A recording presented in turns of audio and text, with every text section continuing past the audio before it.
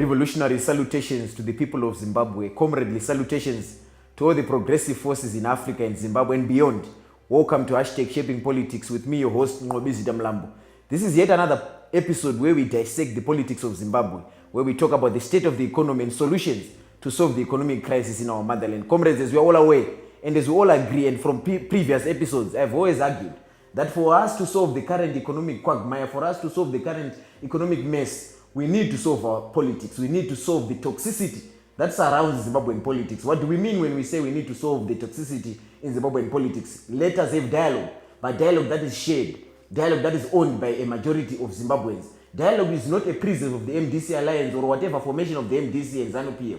Dialogue should involve all Zimbabweans. And when I say all Zimbabweans, I mean all social partners, from students, peasants, vendors, and those in the informal economy. But as our economy worsens, what are the solutions to address this current mess? For example, we've got a currency crisis. The Zimbabwean government, through the Reserve Bank of Zimbabwe, introduced the new $20 note into circulation, what they call broad money supply, or in economics, what they call M3. But more worryingly, the new $20 note cannot buy a loaf of bread. A loaf of bread is now costing 68 Zimbabwean dollars, which means that the ordinary average citizen cannot access bread. And we know that without bread, Zimbabweans cannot live, because it is the basic of the basics when it comes to the food basket.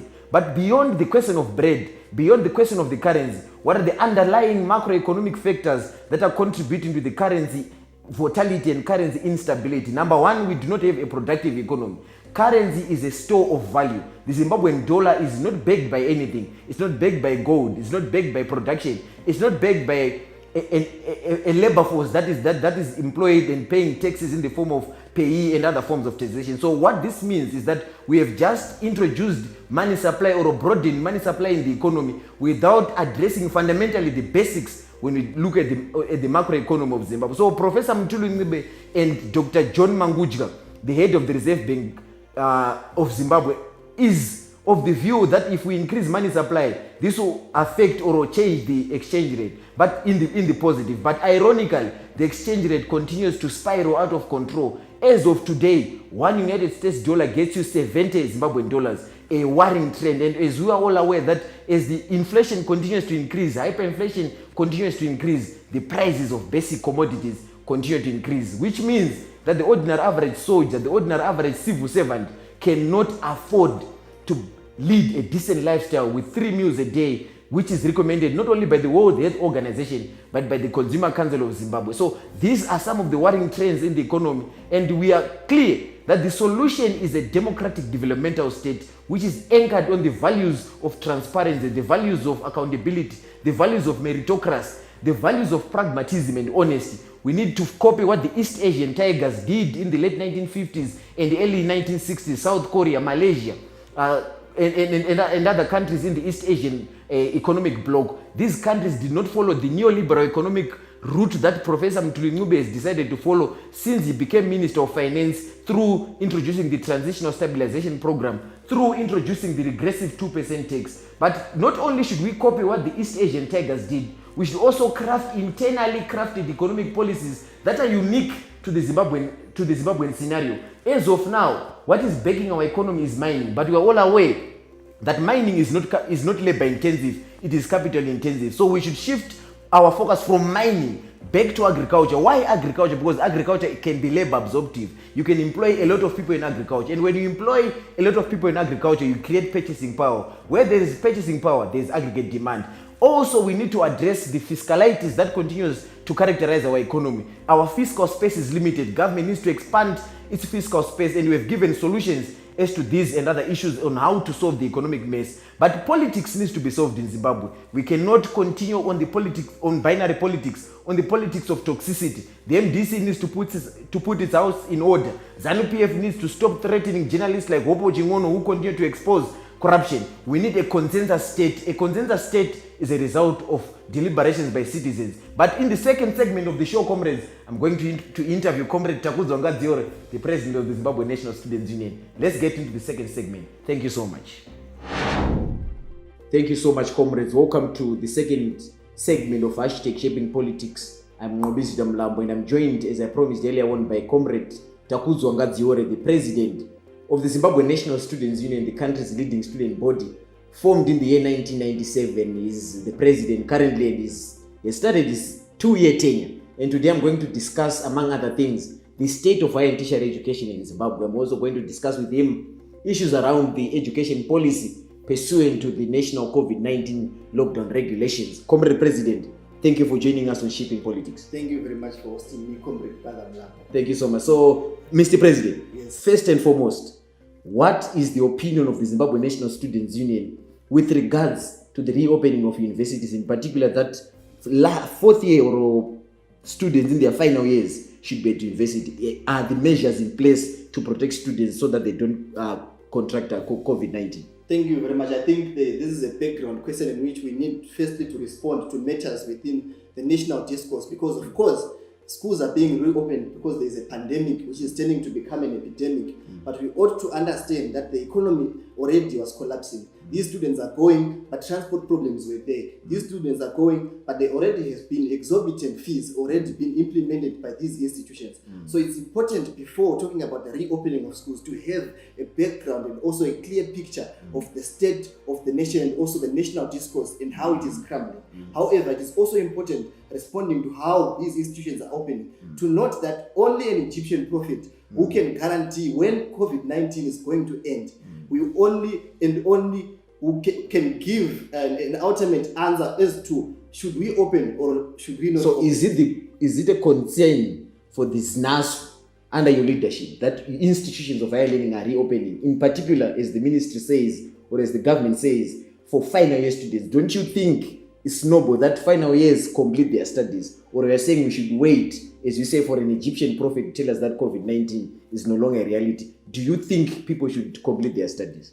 Our vision and our aim as the Zimbabwe National Students Union is to make sure that we rescue the academic year. And by that, we mean that priority classes should resume. We mean that priority classes should perpetuate with their studies and also continue, because these are the creme de la creme of this nation. These are the parameters of class consciousness who are going to cascade and also contribute to the economic quagmire within our nation. So henceforth, as the Zimbabwe National Students Union, we believe utterly that those doing the priority classes, the final year, final semesters, in number two, those doing practicals should reopen, but with utmost concern that number one, their health. The government should make sure that the provision of test kits, masks, sanitizers, and also that the regulations speculated and also enlisted within the World Health Organization guidelines should be followed. And that should be a guarantee by the government of Emerson Mnangagwa. So has the government engaged you as a student body when they came up with the decision to reopen institutions of higher learning, or it was just an arbitrary decision that was made without consultation?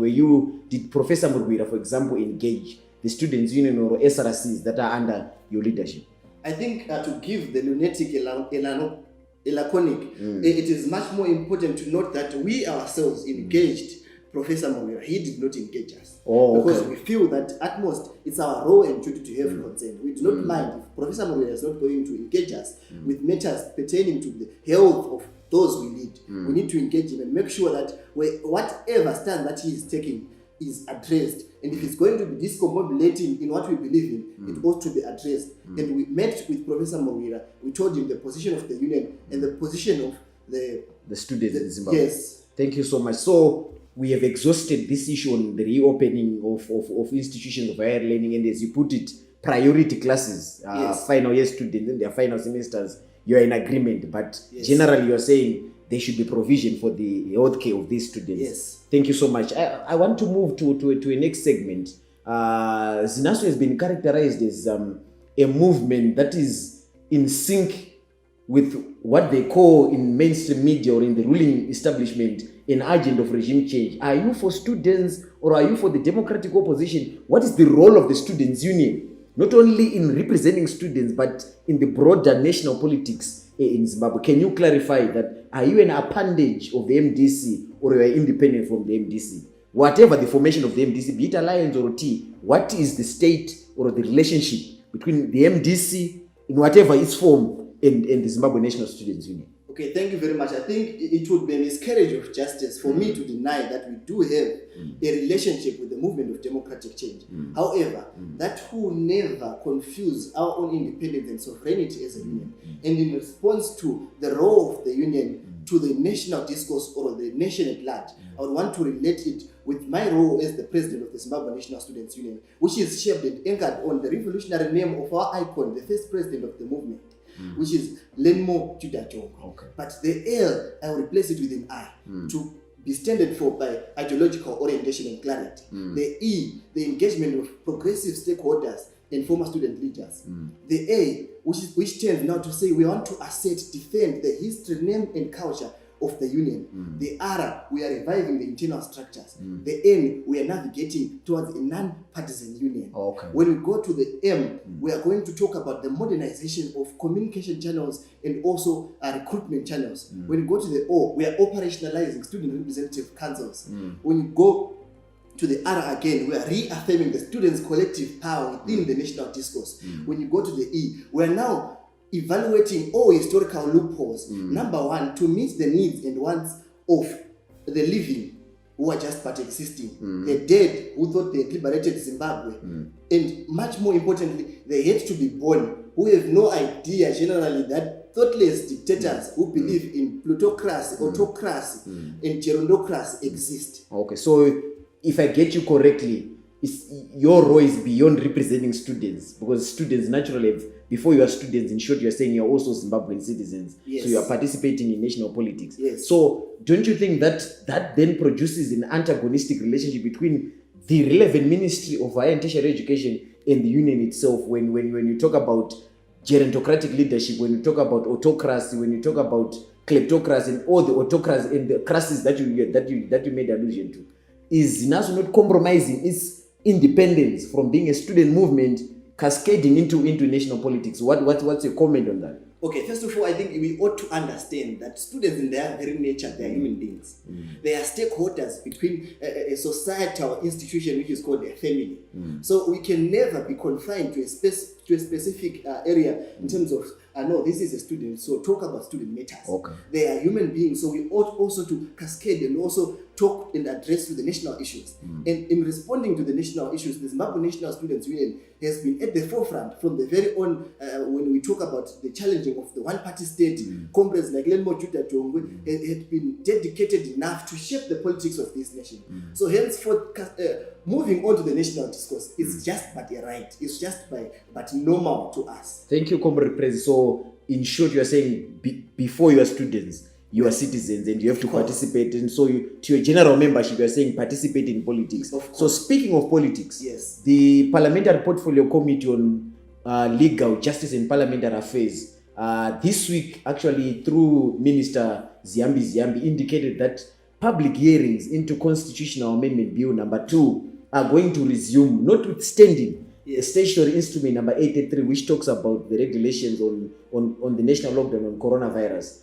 What is the position of students? I remember in the late 2000s, there was the Take Charge campaign that was led by the Zimbabwe National Students Union, then under the likes of Clever Dabere. Yeah. Now that the constitution faces a risk of being amended by the government, what is the role of the students? Do you support Constitutional Bill Amendment number 2? If not, what are your reservations? And do you think we should have the public hearings now in the midst of a pandemic? Thank you very much, Comrade Mlambo. I think number one is to attain a sustainable address of the legitimate question. Okay. Number 2, we are saying we need economic revival. Of course, I understand that you are much more interested into matters to do with the economy, and I'll just give at least 3 points to make sure that this becomes more clear within this COVID-19. So it's important to note that deepening intra-Africa trade, while we are in this COVID-19, is important. Creating conducive and consistent economic policies. But now that leads me to number 3 of our 5-point pillar plan within the national discourse. Number 3 is to make sure that we have adherence to constitutionalism. Okay. Number 4 is to make sure that we have security sector reform. And number 5 is to make sure that we prioritize education. So in that context of those 5 issues, we have already said that adherence to constitutionalism must be respected. And that is a position now to address the amendment bill, which is now being addressed. And we have a resolution according to our in reference with our general counsel, which is responding to this amendment bill, because we feel like the constitution has not been implemented enough. Okay. Thus, we cannot amend that which we have not implemented.